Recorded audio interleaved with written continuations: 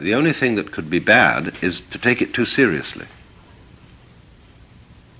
In other words, if you take the fundamental idea that the whole universe, all its forms, all the forms of biology, all the different species, the giraffes, the rhinoceroses, the baboons, the roses, the eucalyptus trees, etc., everything is a form of biological game. It's a dancing thing going on, different styles.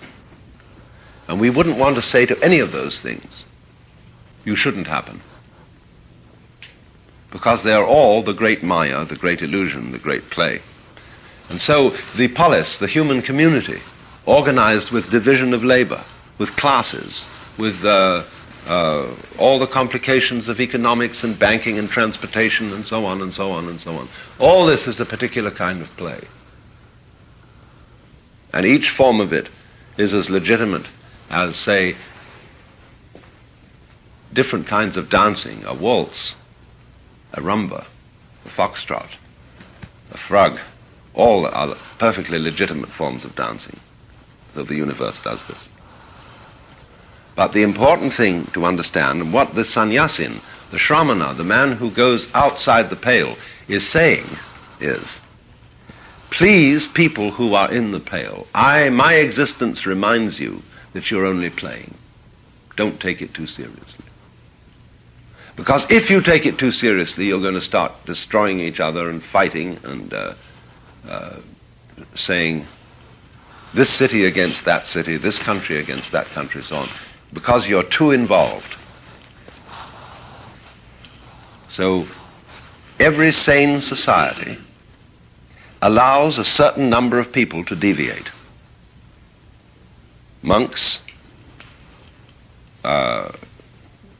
some sort of outsiders. It says, you don't have to join. You don't have to play the game.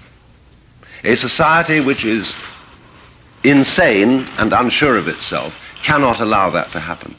It says everybody must join. Everybody must work. Everybody must belong. And then freedom disappears. Because as a matter of fact, the anxiety is if you say, well, you don't have to join, there are conditions under which you can go out, then a lot of people get together and say, well, what would happen if everybody quit? I ask, what would happen if everybody decided to take American Airlines Flight 3 to New York tomorrow? Well, they just wouldn't get on. I mean, and they won't anyhow.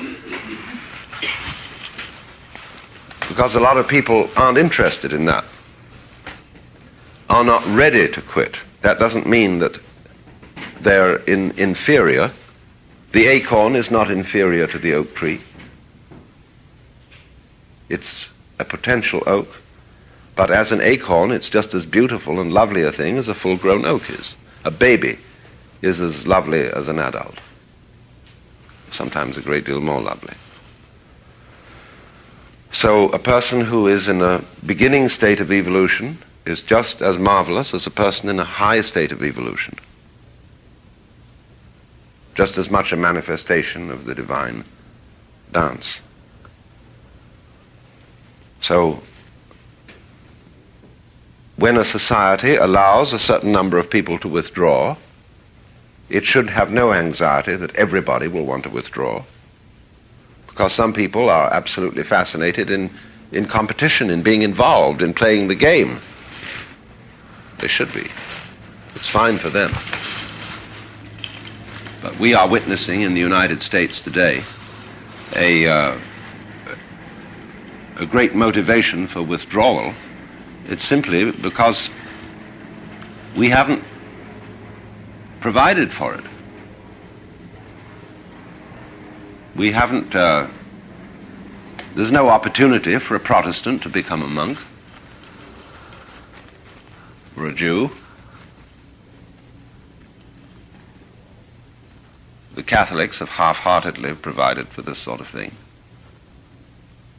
And there have to be people who stand outside the game and do not identify themselves with a class, with a name, with an ego, with a persona, with a role.